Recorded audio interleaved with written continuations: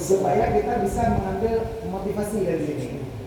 Jadi kejadian ini yang pernah pegang hari ini apapun amalan kita, ini ada guru kak saya nih, ya selamat datang salam. Jadi apapun amalan kita tetap bergantung pada Allah, berdoa kepada Allah agar Allah selalu memberikan yang terbaik untuk kita. Karena kita tahu apa kesudahan yang Allah sedahkan untuk kita, apa kesudahan yang Allah berikan untuk kita. Nah kesudahan inilah yang harus kita selalu berdoa sama Allah, kita harus selalu bergantung pada Allah. Apapun yang kita inginkan, apapun yang kita butuhkan, insya Allah Allah akan penuhi keinginan kita. Jadi dengan cerita tadi kita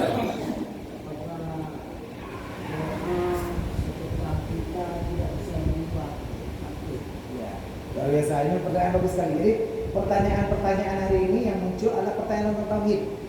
Nah jadi tanpa sadar ulunnya sudah paham. Jadi beliau pengen mengajarkan kepada kita apa ini pertanyaan-pertanyaan tentang tauhid kita. Yang pertanyaan berikutnya adalah tentang dua buah takdir. Ada takdir mubram, ada takdir mu'allaq. Takdir kita ada takdir yang bisa berubah dan takdir yang tidak bisa berubah. Takdir yang bisa berubah adalah takdir yang tertulis dalam Lauhul Mahfuz. Artinya yang ditulis tadi waktu kita dalam perut mak neo. Bulannya kalau gede kayaknya akan rezeki sekian. Banyak tanggal sekian, bulan sekian akan meninggal. Itu sudah ditulis catatannya. Tapi itu bisa berubah. Sedangkan takdir yang tidak bisa berubah dalam ilmu Allah. Takdir dalam ilmu Allah tidak ada yang tahu. Takdir yang di sini dalam Mahfuz ada yang tahu. Malaikat Mikail tahu. Dia udah jatah rezeki banyak orangnya pada 200 lebih Allah turunkan. Jatahnya berapa? 50.000 Allah turunkan melalui malaikat Mikail yang hantar rezeki. Malaikat Israel tahu takdir kita yang tertulis dalam Mahfuz. Fajar cabut nyawa. Malaikat Israel tahu. Tapi takdir dalam ilmu Allah hanya Allah yang tahu. Apakah takdir bisa berubah? Bisa. Takdir Mahfuz bisa berubah menyesuaikan dengan takdir Allah. Takdir Allah kan nggak ada yang tahu nih. Pernah suatu cerita seorang yang kerjaannya sehari-hari adalah nikah anak cicil. Dulunya bukan cicil. Jadi setiap hari dia naik pohon lalu mengambil anak burung. Dia tidak mengambil induknya. Di masa Nabi Sulaiman, anak cicilnya dia cocok, dia cocok anak cicil, dia cocok berforma mutiara ataupun berubah. Mamanya kan bertelur lagi, anaknya diambil lagi. Jadi si mamanya ini karena selalu kehilangan telur-telurnya, dia mengadu kepada Nabi Sulaiman. Wahai Nabi Sulaiman, saya nggak suka seperti ini, nggak mau seperti ini. Ilum pada yang pertama kali, anak ujai puro, tapi saya jadi nggak ada anak lagi nih karena anak saya diambil terus sama si orang tadi. Jadi begitu dia mengadu kepada Nabi Sulaiman tentang orang tersebut, Nabi Sulaiman memerintahkan jin Ifrit untuk menjaga sarang burung tersebut. Wahai jin Ifrit, jagalah sarang burung ini. Apabila si Gambuno ejak si Gambuno, ambil dia belah badannya.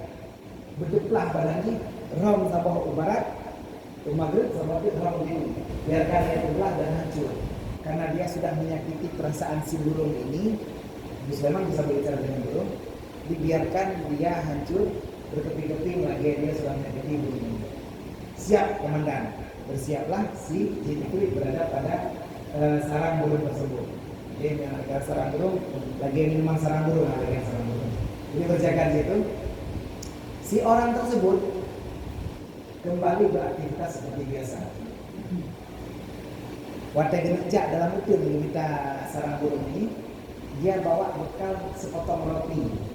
Kita anggaplah misalnya seperti sari roti satu buah roti rebah untuk lebih kemudiannya. Wadah punya kejajak tiba-tiba jumpa burung minta sedekah. Pakai sedekah bacut. Karena ada orang minta sedekah, dia pun memberikan sedekah kepada orang tersebut. Bejuk roti yang nak roti yang mana? Bejuk roti. Setelah itu dia pergi mengambil sarang burung tersebut, mengambil anaknya, lalu kembali pulang ke rumah. Si burung datang mengadu kembali kepada Nabi Sulaiman. Nabi Sulaiman cuma janji penduduk jin ifrit untuk menjaga sarang burung saya. Tapi anak burung saya hari ini kembali hilang, kembali diambil oleh orang tersebut. Nabi Sulaiman marah. Nabi Sulaiman mengangkat, dia memanggil jin ifrit. Wahai jin ifrit, kenapa kamu tidak melaksanakan tugas? Perintah saya kan saya suruh robek orang tersebut. Kenapa dia masih bisa?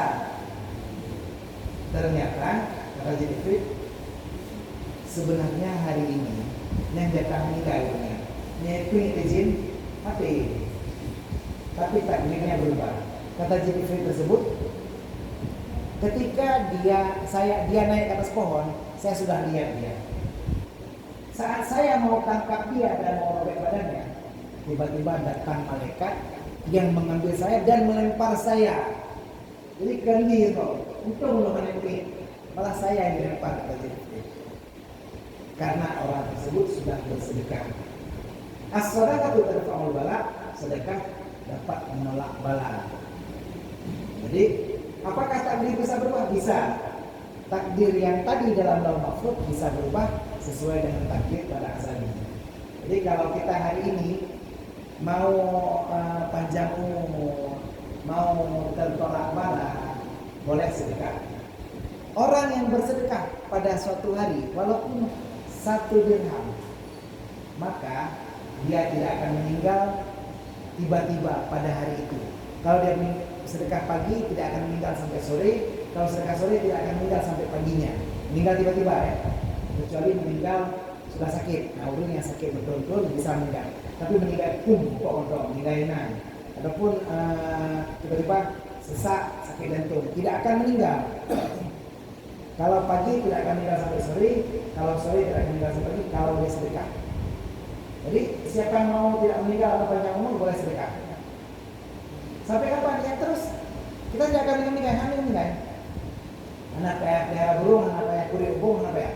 Kalau kita mau meninggal, tinggal masa sedekah aja meninggal. Itu posisi sedekah. Dan dia juga dapat menolak bala. Jadi putra bala yang akan kena mbak diri kita dapat ditolak dengan sedekah. Itu contoh sedekah. Apalagi yang dapat menolak bala dan mengubah takdir? Doa. Jadi uraunya banyak berdoa. Ya Allah, kita ditakdirkan oleh Allah di dalam mahfuz kita akan mendekam di penjara selama seumur hidup misalnya, ataupun 10 tahun. Kita berdoa, Allahumma ya muqallibal qulub, ya Allah yang bolak-balikkan hati. Bolak-balikkan hati jaksa penuntutku, hakim yang ada di persidanganku, sipir yang menjaga penjaraku. Engkau yang punya hati mereka, bolak-balikkan hati mereka agar aku bisa lepas segera dari penjara. Bisa berubah? Bisa. Banyak teman-teman kita tuntutannya berapa tahun bisa berubah. Ada yang tak seharusnya targetnya masih di penjara, sekarang sudah lepas. Artinya apa? Takdir bisa berubah. Jadi doa bisa berubah takdir. Allah bisa perjumpakan kita dengan orang-orang yang mempermudah. Ada yang tuntutannya pertama 5 tahun bisa bertambah, bisa. Kalau kita tidak berdoa kepada Allah. Ini tujuannya kita tahu doa bisa berubah takdir. Pada malam apa yang paling bagus berdoa berubah takdir? Pada malam nisfu Sya'ban. Ada doanya bisa dengan Nabi Syarif. Ya, karena itu malam digantiku. Ya Allah, kalau seandainya takdirku adalah orang yang celaka, maka rubahlah takdirku jadi orang yang bahagia. Dan disinilah kita bisa melihat bagaimana kekuatan doa. Doa itu fungsinya cepat sekali. Jadi kalau kita belajar ilmu hikmah, saya banyak belajar ilmu hikmah dari Al-Karam Ibu Iswar. Beliau banyak sekali doa-doa yang dapat merubah takdir. Saat saya pertama mau berkeluarga dulu, orang tua saya bahkan tidak mengizinkan. Saya pergi ke pesantren beliau dan beliau ajarkan doa. Tiba-tiba besoknya orang tua sudah mengizinkan dan akhirnya saya tetap di keluarga saya. Itu salah satu doa yang mengubah takdir. Nanti kalau kemarin jomblo semua itu ya. Nah posisinya artinya inilah salah satu doa yang mengubah takdir. Dan banyak. Alhamdulillah banyak beredar bersama-sama. kita bisa banyak belajar bagaimana tentang doa yang bisa berubah takdir, tentang sedekah yang bisa berubah takdir, dan apa-apa yang bisa kita lakukan untuk merubah hal-hal yang terjadi dalam hidup kita. Nah, mungkin kita bisa lihat sekilas. Saya tadi ada bawa ini yang namanya tali. Lihat aja. Jadi kita mau lihat kita cerita tadi perubahan takdir, perubahan sesuatu. Jadi kita sudah lihat ini tali yang sudah dipotong untuk bisa nyambung lagi. Sekarang kita mau lihat sebuah permainan kecil. Tapi saya pun ini nggak tahu berhasil nggak berhasil ya, karena saya juga belum pernah coba. Saya baru dengar bahwa apabila kita amalkan seperti itu seharusnya bisa terjadi. Tapi belum pernah saya lakukan, belum pernah saya coba. Ini kita coba, kalau nggak berhasil ya udah ya. Boleh satu orang maju sebentar.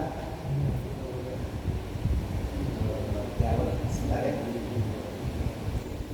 Saya mau coba aja.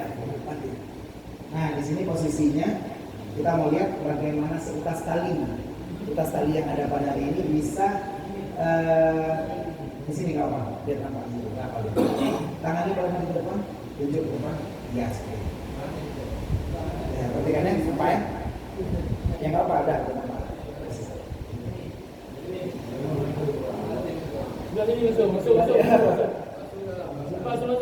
Kenapa maksudnya? Iya boleh, seperti nggak boleh. Sebentar kameranya. Iya. Atau pakai kameranya aja. Nggak apa-apa, ini kameranya. Kak, ini kenapa harus di kamera? Video. Bukan kamera. Ini nanti tekan Ya udah. Oke. Jadi tangan dengar nanti. Jadi coba kasih dulu tangannya. Ini perhatikan, ini tangan beliau. Dan ini adalah tali. Tali ini secara logika, kalau ini tali sudah lihat tadi, talinya sama sepertinya. Secara logika, kalau kita ikatkan ke sini dan kita tarik dengan kuat, maka talinya nggak mungkin lepas karena ada tangan beliau, ya kan posisinya. Dan ini yang sesuai dengan takdir Allah atau kuasa Allah atau sesuai dengan wakil kejadiannya. Tali yang apabila diikatkan di tangan, maka dia kalau ditarik dengan kuat silakan lepas. Sakit ya, karena saya tarik kuat sekali kan tidak, talinya nggak lepas ya. Bisa nampak, bisa lihat oke ya, kanan tangan beliau dan ini tali ditarik kuat, sakit ya tali. Jadi secara takdir Allah atau sesuatu yang biasa kita lihat terjadi seperti ini. Tali yang apabila kita ikatkan di tangan seseorang seperti ini, kita tarik malah akan kuat sakit. Tapi sekarang perhatikan, 1, 2,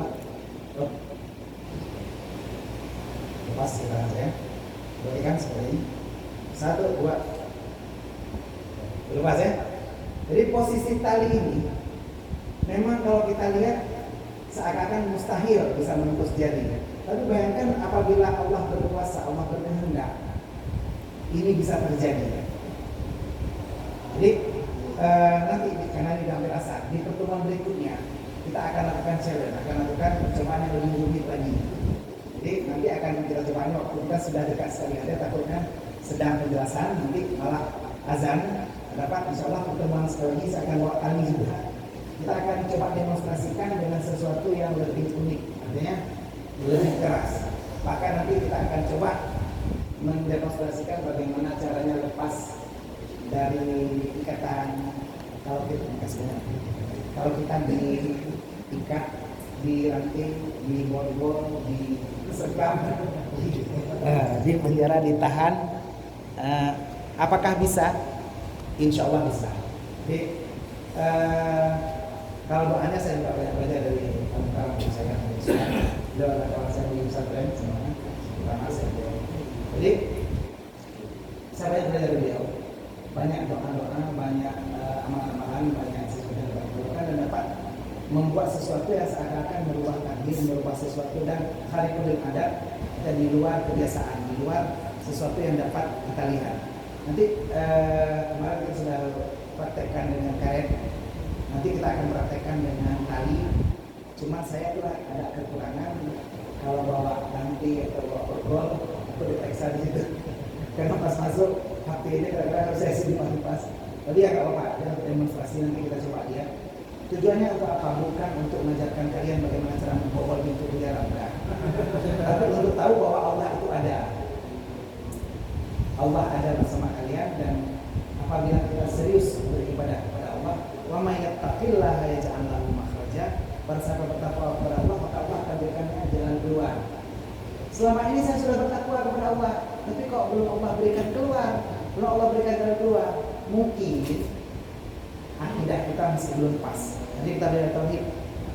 Hari ini pelajaran kita tentang akidahnya Allah Taala. Yakinlah Allah yang akan menolong kalian adalah Allah yang tidak punya awal, Allah yang tidak punya nol, Allah yang tidak punya permulaan. Allah ada, tapi tidak didahului oleh tiada. Dan Allah adalah sang pencipta yang tidak diciptakan. Allah, kenapa Allah bersifat kidam? Karena kalau Allah bersifat hadis, maka Allah butuh kepada mumpis, butuh pada pencipta. Kalau Allah itu ada awalnya, berarti Allah diciptakan, karena itu adalah titik mula adanya Allah. Kalau Allah butuh pada pencipta, penciptanya itu siapa yang cipta? Kalau pencipta cipta oleh si pencipta, si pencipta cipta oleh si pencipta lagi, si pencipta cipta lagi, namanya tasalsul. Kalau Allah diciptakan oleh si pencipta, lalu pencipta diciptakan oleh Allah, namanya dur. Dan keduanya adalah hal yang mustahil. Maka yang harus kita yakini saat kita berdoa hari ini, Allah yang kita sembah, Allah tempat kita meminta, Allah yang akan melepaskan kita dari penjara ini adalah Allah yang kidam. Gurunya memperbaiki tauhid, memperbaiki akidah guru, insyaallah Allah lebih cepat mengabulkan doa kita. Jadi, kenapa analoginya lagi ulun kenal dengan bupati? Saat ulun nak kepeng bawa bupati, pun menejak menepak dengan Pak Bupati. Menejak menepak. Terus menepak datang mau dalam, menejak menepak ulun. Nak Pak Bupati ulun menepak dia. Wajar pada kepeng. Karena kita tak kenal yang mana bupati, pada dengan tanya Pak Bupati. Dengan kita tak kenal cimat yang mana. Katanya Pak banyak kok. Nah cimat-cimatnya belum pilih banyak, belum kecok banyak. Dan karena aku kecok padahal beliau lah cimat. Hari ini nanti kelas nanti karena ulun dekat-dekat dengan Pak Bupati, Panglima Laut beliau mendepan Karang, kita juga beliau juga orang dekat dengan Pak Bupati. Kalau kita kenal dengan Bupati, saat kita punya keperluan, saat kita punya hajat, kita jauh lebih cepat diterima, lebih cepat dikabulkan daripada orang yang tidak kenal. Begitu juga dengan Allah. Kenapa doa-doa kita selama ini tidak diijabah? Kenapa doa-doa kita seakan-akan tidak terkabulkan? Karena mungkin kita tidak kenal kepada siapa kita berdoa. Allah yang kita pikir selama ini di atas, bilang lebih pengen tapi Allah yang pikir. Kalau kita selama ini nggak bisa bayangkan, tauhid kita belum kuat, Allah itu kayak mana, Allah itu bagaimana, kita tidak mengenal Allah melalui sifatnya, maka hati-hati doa kita sepertinya bakal tidak terkabul. Karena itu ya Allah. Inilah kita belajar tauhid. Insya Allah kajian-kajian kita ke depan akan kita pelajari sifat 20 ini sampai tuntas. Minggu depan atau pengajian ke depan kita akan belajar tentang kalau betul di sekian mobil sedan. Mungkin insya Allah kalau sempat, kalau ada bahan-bahan permainan seperti ini kita akan coba bermain juga. Artinya supaya benar-benar semangat dulu, jadi supaya beda dengan ustaz lain, dengan guru lain, kadang-kadang guru lain. Yang benar-benar tauhidnya benar-benar belum dengar. Karena untung galak dengan pertanyaan saya sendiri dengar, karena dia kan berputar-putar tauhid ini, betul bolak-balik seperti itu. Bapak juga jelaskan seperti itu. Kalau kita tidak isi dengan mungkin permainan atau game atau pertanyaan-pertanyaan, mungkin akan membosankan, dan ini yang tidak kita harapkan. Mudah-mudahan dengan analogi seperti ini, dengan permainan seperti ini, benar-benar akan ingat. Karena apa yang Anda dengar akan Anda lupa, tapi Anda lihat, Anda akan ingat. Saat belum siapa tahu kita nggak tahu umur. Saat lu menjadi ahli atau anak membeli kenal atau berulang kasih penjara, namun paling belum akan ingat. Ustaz Gunawan di mana ya sekarang? Akan minta Facebook kalau saya masih ada. Oh, Mirza Gunawan mau lihat di Facebook. Ada cari mungkin ajak berteman atau kirim pesan. Oh, Ustaz Gunawan nomor HP-nya berapa? Sama pas 07 5-nya 5 kali. Karena SMS. Ustaz di mana? Saya sekarang tinggal di Medan misalnya. Kalau Ustaz Medan singgah ya. Ada sekarang di sini salah seorang sudah tinggal di Medan sekarang. Sudah keluar dari Medan, sudah di Medan. Tetap SMS saya ya. Kalau ke Medan saya singgah tempat beliau. Artinya apa? Silaturahmi kita terus jalan. Tapi orang-orang mungkin ingat, Ustaz kan yang dulu waktu di penjara ada main dengan tali yang dari potong kok bisa sambung lagi ya? Ingat. Atau Ustaz yang kemarin ada cerita kita ingat Pak Ustaz, saya kemarin pegang plastik itu waktu bengkok sendok itu. Ada yang ingat masih permainan bengkok sendok mungkin. Jadi ada permainan-permainan yang saya buat atau yang kita mainkan bersama dan berulang ingat. Nah, jadi ini benar-benar membuat transfer ilmu, transfer knowledge antara saya dan Anda akan membuat kita jauh lebih akrab. Dan insya Allah apabila terjalin ukhuwah antara guru dan murid, kalau istilah Walid Ustaz, rabitah. Kalau belum ada rabitah, kalau antara guru dan murid ada rabitah. Beliau dengan guru beliau bisa hadirkan guru beliau, walaupun guru beliau di Lamu atau sudah menikah bisa seakan-akan hadir dan kita bisa dia tarik petunjuk ke guru kita, itu namanya rabitah. Jadi kalau kita dengan guru kita yang pernah itu tentang lagi peluk lah mulai demo.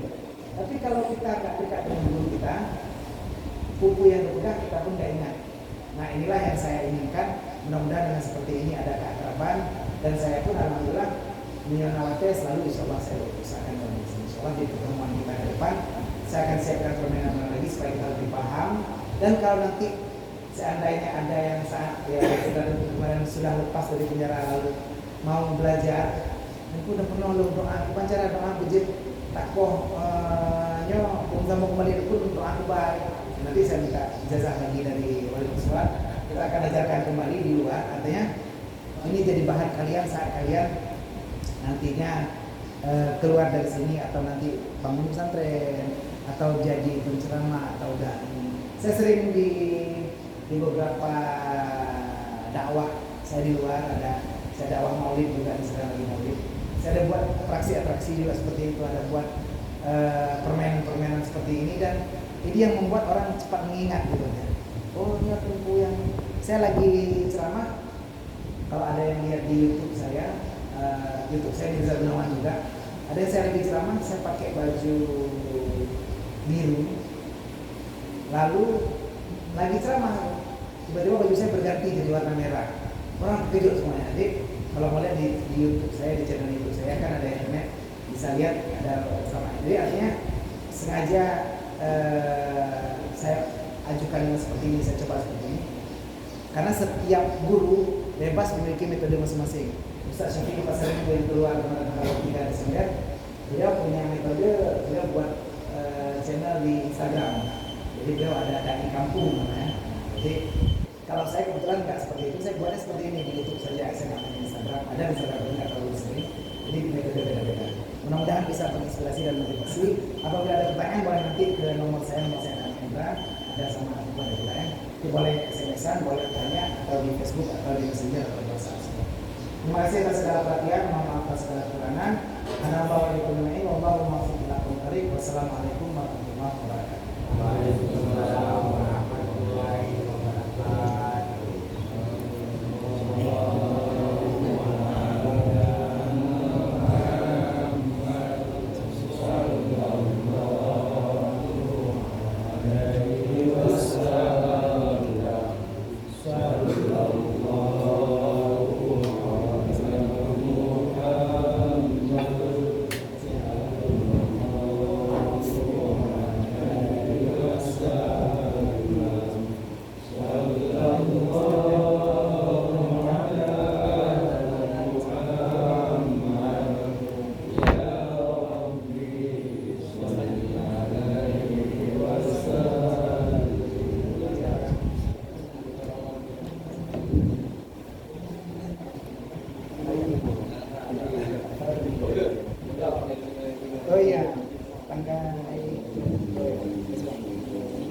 Oh, sino?